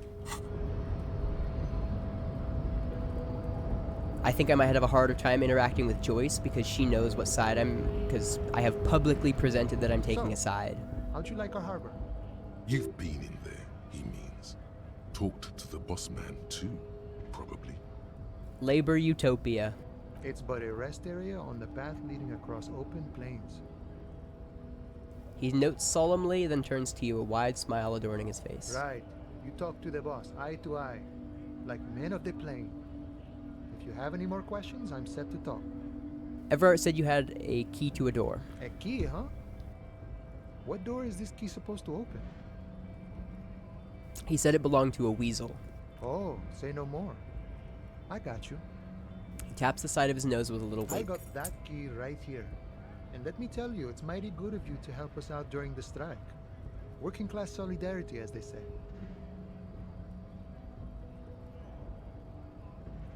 I saw an opportunity and I took it. I'm a hustle grinder. I heard something about a weasel and it didn't sound like a local polar weasel, if you know what I mean. Opening this door for myself. I'm not opening this door for myself. I'm opening it for all working men. Sure, why not? I knew this man was a commie. And it's a good thing you're doing too. Ooh, Thanks. okay. What you're looking for is a basement door behind the greenhouse. That's behind the Whirling and Ride. Oh, I know that one. That's all I know. Our organization is what you call compartmentalized. Means we keep out of each other's business. Okay, but where did you get the key from? The janitor gave it to me. Nice fella. We talked about life and things that really, truly matter. His gaze wanders off into the distance. None of this mess we're in. This jiving and juggling. What's it for? To feed our children, I guess. Anything else I should know about this task, this weasel person, when he'll be home? I'm more of a philosophical dock worker. I like to talk about the big picture stuff. Who I am, who you are, what we are fighting for. The man takes a big sip from his flask. It means he's not going to tell you, cause he doesn't know. But he will shoot his mouth off with you now that you're working for Everard. Who he is, and what they're fighting for. This is interesting. Actually, do you know anything about the Hardy Boys? Los Ardis? They're Los an Ardis? independent militant group. A bit too high-strung, but it comes with the responsibility. Ah, okay. They're sort of like you. Preserve the rule of law and all that. Except it's Everard's law. But really, they're just like you. Huh. Is he actually comparing you, an officer of the law, to some neighborhood vigilantes? Come on. He's just trying to keep the peace. Let it go. The man whispers a jaunty tune.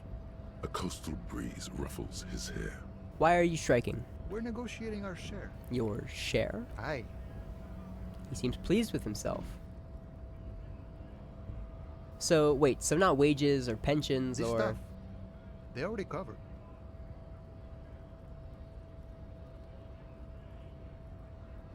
Shouldn't you be grateful then? It's a lot more than most people here have. At least you got the benefits. That's something. However much you feed the wolf. I don't know what this means. Oh, it's probably like referring to the Union as wolves, and like however much you feed the wolf, I imagine they're always going to like be hunting for more. I don't know. Shouldn't you be grateful then? It's a lot more than most people have. Never grateful. Were we ever grateful, we'd have nothing. You fight for every piece. True. How large a share would you like? All of it.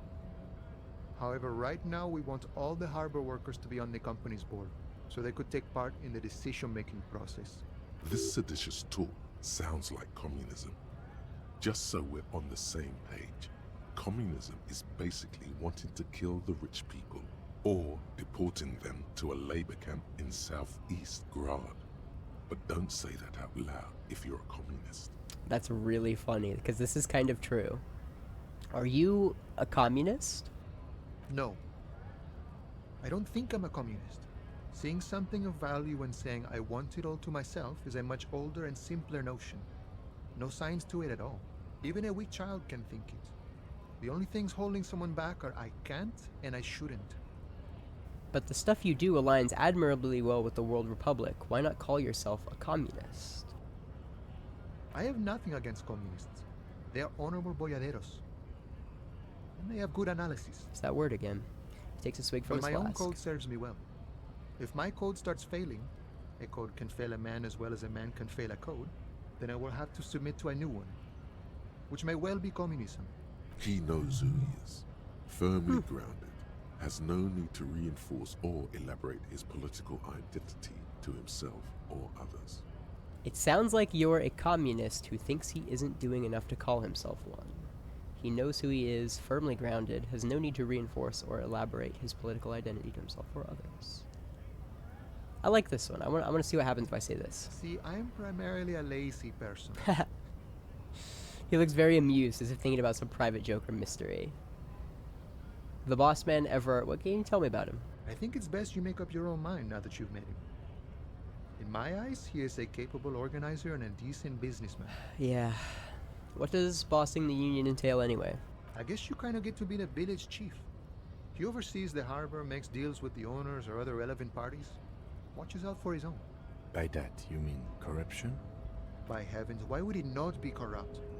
We live in a harsh and disordered world, see? And in this world, the old man is corrupt for our benefit, and we know it. Appreciate it even. He is, personally, not too lavish. You're right, he is very ascetic. That word again, I forget what it means. I'll just say that. Okay, he's reasonably lavish, sure. That's his prerogative. It's not like you want a saintly demeanor on a corrupt motherfucker. That would be a manipulative illusion. Besides, there are no non-corrupt systems in the world anyway. And moralism is the most corrupt of them all. Not you would like to say. But then there's that weasel door. This man has political theory, and it has not failed him today. You seem to have spent a lot of time thinking about the political situation. Sure. I've had the necessary free time. Fortunately, there's always time. He spreads his arms wide, using the reach to show how much time he has. The look in his brown eyes conjures up an understanding. For him, having command of his time is the most important thing. It all comes together now. The way he speaks about scabs, his general attitude. He's a follower of a 500-year-old Franco-Nigerian Boyadero code, itself an appropriation of Vespertine cool. That of a noble peasant or a traveling herdsman. True to yourself, independent in your actions, loyal to your friends. Maybe I'm a boyadero. No. What if? No. The man sits on the railing, his hands reaching far and wide. Yet it feels as if he could, effortlessly, go even wider, if need be. An endless torrent of time. Any idea who killed the hangman? The mercenary, eh? Who could have killed him? So he is a That's indeed the mercenary. question. Why even do such a thing? He shakes his head solemnly. The harbor is a prime area of suspicion. In your opinion, are the dock workers involved in the killing? What a thought. Why would noble workers resort to such a thing? Unless they were pushed, of course. Pushed how? Your dead guy was an enemy combatant. Makes sense. Hold up, what does that mean? He was an agent of the opposition, attempting to undermine our honorable efforts. Did you kill him? I ain't the murdering type, but that's just me. Large organizations like our union have all sorts of men, with all sorts of skills. Understood. This has been of limited use. Still, thank you. No problem. I wish the best to you in your search. Sure, I'm glad it's not my search. He takes a sip from his flask. Let's go somewhere else. Went native on the chief, huh? Those ballerina antics were reckless. Should have just punched him in the throat again. Nah, fuck you. Let's talk about our right to work. Nah, you don't got anything new to say. Lame-o. I'm gonna go turn in my bottles.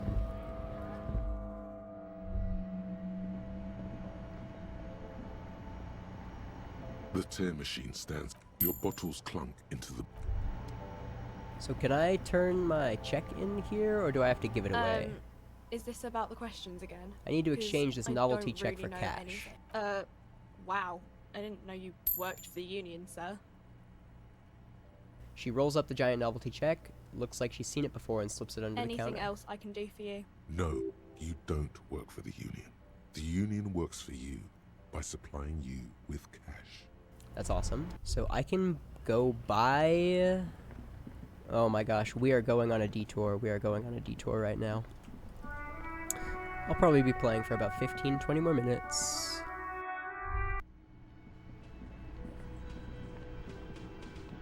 Gart, I want to pay my bill for the night. Can I help you? Got the 20 real? Yep. Good. You got the room for the night, but remember, you'll need another 20 real tomorrow. Take it easy on him. Deep down, he really hates being the guy who has to remind you. Goodbye. Cool. Alright, I'll talk to these guys again later.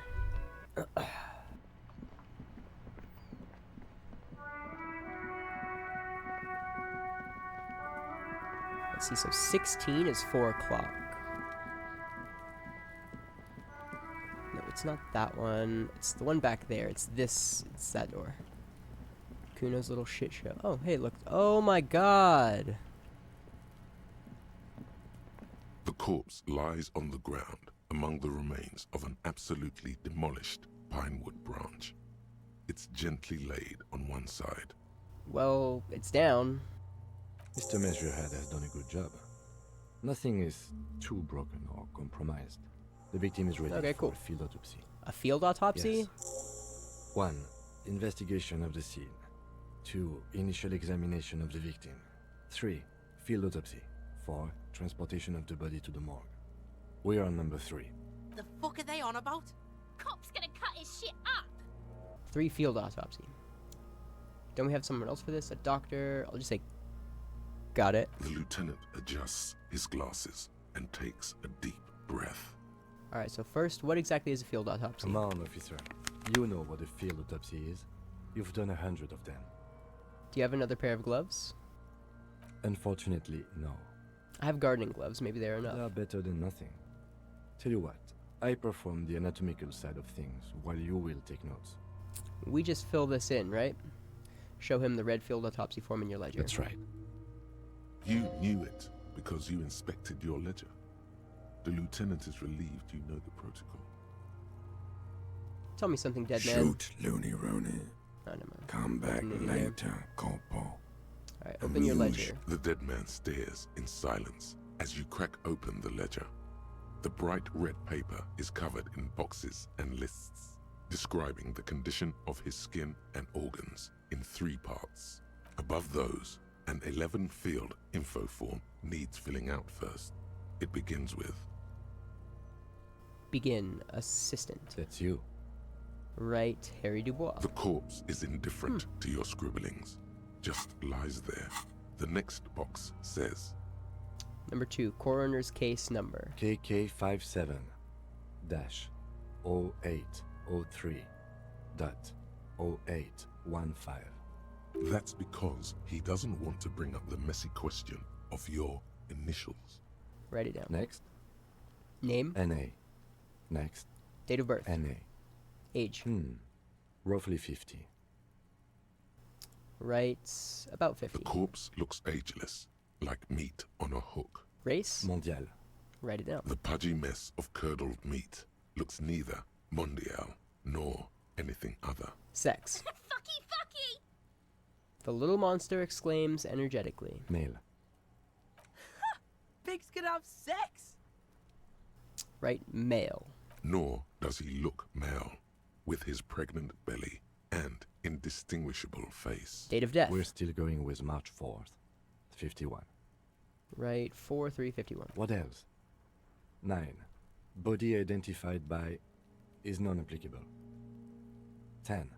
Case number is the same as the coroner's case. KK 57 0503 0815 listens motionless, with the cargo belt still around his neck. Only one box remains. Evidence of treatment. None. At least not after the initial examination. A strange word. Treatment. What exactly is treatment anyway? Interfering with the body's position or wounds post-mortem. How did you not know that? Aren't you a cop? You're leaving a weak impression here. Say something sure-handed. Don't overdo it. It's okay to be unsure. What exactly is treatment? Interfering with the body. So, lividity pointed to a lynching? Then again, the right lividity is easy to produce if you know what you're doing. He places his hand on the dead man's chest as if in preparation. Your central nervous system recognizes this gesture. It's the stations of the breath. Ecclesiastic, religious in nature, a holdout from pre-DeLorean burial rites. It takes him 2 seconds to perform. Then, somewhere in Jamrock North, a small wood shed behind Rosencrantz Row, Lieutenant Nick Feuerbach puts his hand to the chest of a small corpse, no larger than a monkey. It's raining outside, light drizzle.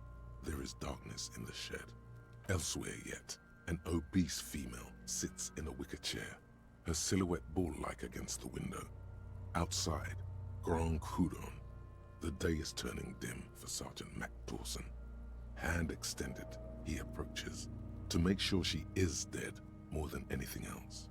And so, all across Jamrock, Coal City, GRIH, 42 deceased persons found today, 42 stations of breath. We should start the post-mortem. Turn the page. The corpse cannot feel Kim's hand on his chest. It no longer meaningfully interacts with its surroundings. A thicket of boxes and lists on red copier paper tries to answer why. External examination summary. Clothes. The deceased wears armored boots and white briefs. The make of the briefs is Babrodine, I think. Let's see. He turns the body onto its side to check the underwear label. See, it's happening. Babrodine, yes. Inexpensive. Size M. Color white. The disappointment is palpable. The red-haired thing was expecting something more lurid. Write it down. The boots are ceramic, vitreous enamel. They are fused to his skin from blood flowing downward post-mortem. Removal of the boots is left for processing. Write it down. The boot has a serial number. It's E50.100.100. The lines between the plates are in the shape of the alphanumerical. The number is purposefully concealed by the design. Write it down. Tattoos. He stands up, feet planted on either side of the The body. upper torso is covered in a single, continuous tattoo, resembling a map of the night sky. It reaches from the right shoulder to the heart. The ink is blue and white. The assistant has a color photograph of the markings, to be added to the case files as document A1. The photo is taken on the scene, using a Trigat Mini. Write it down. The deceased has a cargo lashing belt around his neck, tied with a hangman's knot. Color yellow. Length 3 meters. There is a buckle on the other end. Write it down. Well nourished, athletically built, measuring 1.8 meters. Generally consistent with age, about 50. Preservation is good. Ambient temperature, below freezing. Write it down. Body hair is light brown. Distribution is consistent with age. The deceased had male pattern baldness. Hair is combed back, short. Touch the corpse's hair before moving on. No, I'm just gonna write that down. I don't want to touch the hair. Lividity is consistent with hanging. The head is congested. Contusions are present on the head, chest, and thighs. Consistent with stones thrown post-mortem. Low velocity. Fucking low velocity? You think Kuno doesn't know what you're talking about? Velocity was fucking max. That's Talking awesome. shit about Kuno's velocity. In addition, there are bite marks on the face, scalp, and chest. Consistent with predation. Write down but amend for high velocity? That's so funny. I'm just gonna wr't it down. Get your mark. The lieutenant produces a small folding knife with the other hand, pulling on the belt. He starts cutting into the polyester. The stench is horrid. After a while, it's obvious the material cannot be cut. Still wiring. There's too much of it. We need to remove the belt so we can get to the ligature mark. You got just the right tool for that. The chain cutters. Oh yeah, I'm prepared. Pet the chain cutters. The man lets out a joyous little bubble of rot from his nose. Good thing we got these chain cutters. Pull out the rubber gripped cutters. Always good to think ahead. Now... He points to the rope squeezing the dead man's neck. We need to cut the belt to see the ligature mark below. Carefully, with as much precision as you can. See? My pig is gonna fuck his head off. No, he ain't. Your pig's a boring fuck. Look for a good spot to cut. The belt is equally tight around the whole circumference of his neck, swelling over the edges like white bread rising from the yeast. Yes, I'm Kuno's pig. I agree. I'm not your pig, Kuno. You are? You're Kuno's pig? Concentrate on the belt, not on who is whose pig. There is no pig. There are only the chain cutters and the belt.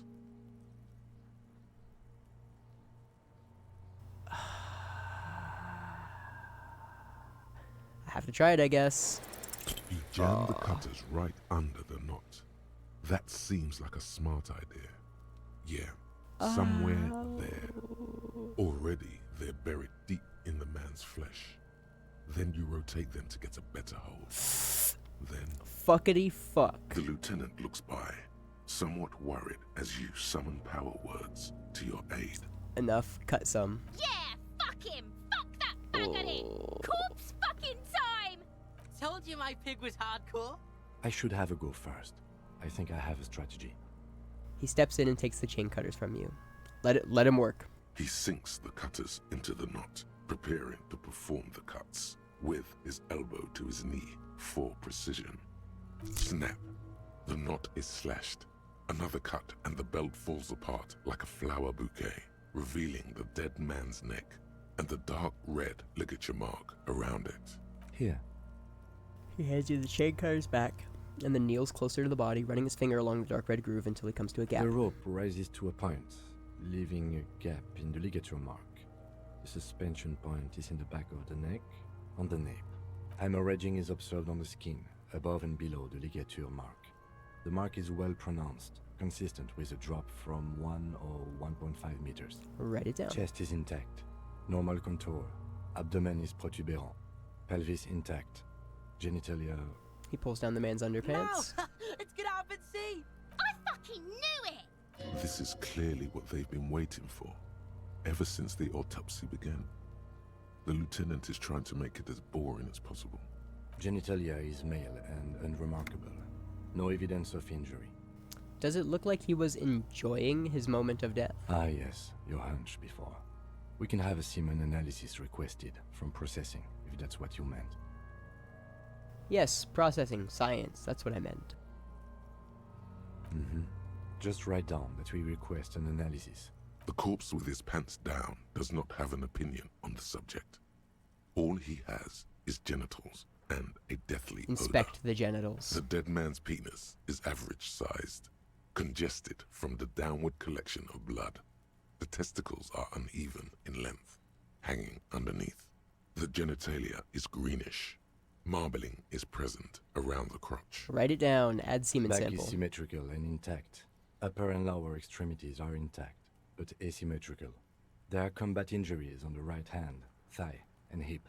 In addition, I see smaller, residual scars, too numerous to count, covering about 30% of his skin. Write it down. Last item, hands. He takes the man's right hand in his, inspects it, then moves on to the other hand. Let the lieutenant work Hands alone. are clean. No sign of a recent struggle. Were we expecting any? I was. Maybe I'm just not seeing them. Honestly, this stench is making it hard for me to think at the moment. Working so close to the fumes coming from the corpse must be hard. You realize suddenly that the lieutenant has been barely keeping it together these past 2 items. Write it down. Ooh. That's all for the external. Well done. What next? Internal examination summary. Central nervous system. I have nothing. Do you have anything on this man's central nervous system? Of course, there is a moral to be drawn from it. A moral to this story. If I may add the moral of the story, What would that be? he looks at you inquisitively. The dead man looks, too, with barely contained excitement to hear the moral of his story. The brain is very vulnerable to compromises in its blood supply. I think that may well be the moral of every story, officer.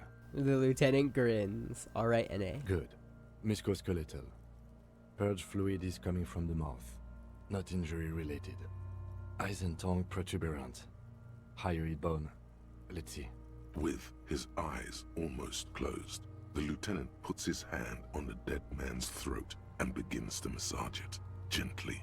A rotting smell erupts from the mouth. Purge fluid runs down his lips, black and viscous. Yeah, jack that fucker off! The hyoid bone is fractured. The rest of the musculoskeletal system is intact. Unremarkable. Write it down. Respiratory system. Back hunched, as if in prayer, he begins to pry open the dead man's jaws, stops to exert more force. Both hands are Oral cavity used. shows no lesions. The victim has received dental implants, possibly after a combat wound. Mouth swollen. Hemorrhaging present in mucosa of the lips and mouth. From here, it looks as though the clown-faced man is screaming. The tendons of his jaw are torn apart. Hyoid ripped from the force of the lieutenant's hands. Look inside the dead No man's scream. mouth. No sigh of relief rises from the darkness inside. It's humid there. Sickly sweet air, unlike anything living. You feel like you're about to throw up again, straight in that mouth of his. Probably shouldn't look deeper inside if I feel like I'm going to throw up. I'll write it down. Hepatobiliary. NA. He wipes his brow. Why, don't we have anything? Are you a hepatobiliary expert? He looks at the corpse's stomach with a mixture of tiredness and disgust. I don't think so. Neither am I. And that is... That's it. And that is... And that... Oh, and that's it? That's it. Right. Same NA. for toxicology and serology. NA. Both? Unless you have untapped reservoirs of knowledge there. The completionist in me wonders if there's still something we could do. We already have one test as per regulation. And we already requested semen. Pigs requested semen like it's no big deal. I'm not even interested in these boring mulkers anymore. I haven't sucked him off or anything. Yes, better leave it at that, more important. Leave it NA then. Right, NA. Cardiovascular. The body exhibits heavy lividity. Blood has gathered in the hands, feet, and neck. Hypostasis is visually consistent with the hanging. Write it down. Gastrointestinal. He breathes a sigh of approaching relief. This is the last field on the test. He looks around to the ground, the pool of feces there. Digested semi-solid food in stomach. Voila.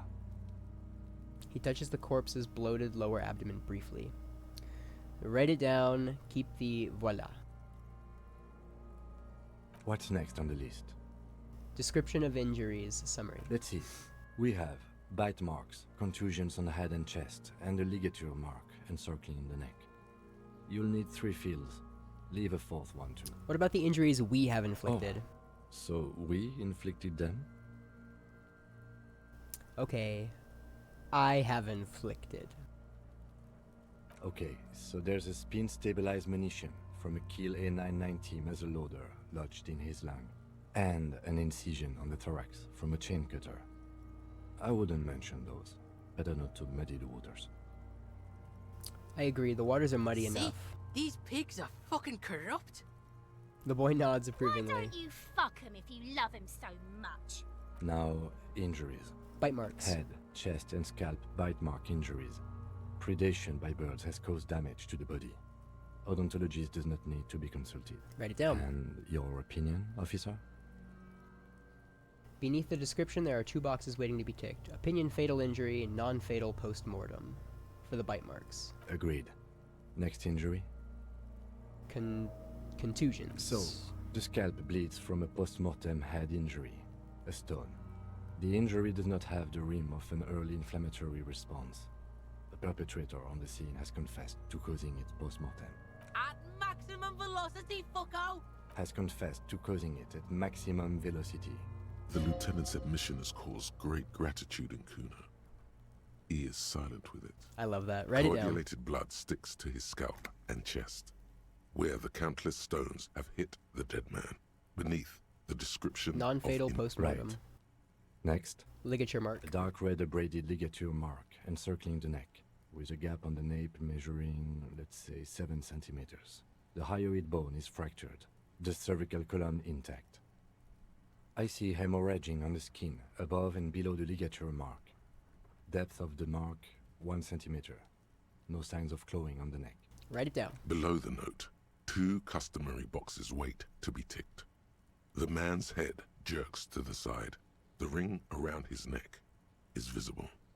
Wait. Which one was I doing? The ligature mark. Opinion fatal injury? That's it. We have established cause of death. It's not much, and it leaves much to be questioned. But it's a start. Let's wrap this up. I pronounce this field autopsy over.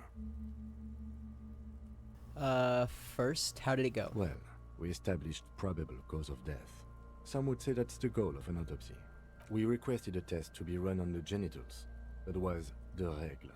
The results should arrive in a couple of weeks if we are lucky. I will not hold my breath. What else? We were thorough with the list of injuries too. We described them all in detail. What is there to say? Given the circumstances, it was a professional field autopsy. What now? I need a copy of that autopsy form. Then I will drive him to Faubourg. Rip out a copy of the autopsy pages. He looks at the dead man one more time, then at the slip of red paper in his hand, then at the corpse He's again. thinking, did I miss something? You tilt your head, also looking at the corpse. Perception legendary. Let's try it one more time. Let's try it. You run your hands over the victim's cold body, his limbs, his torso with its swollen organs.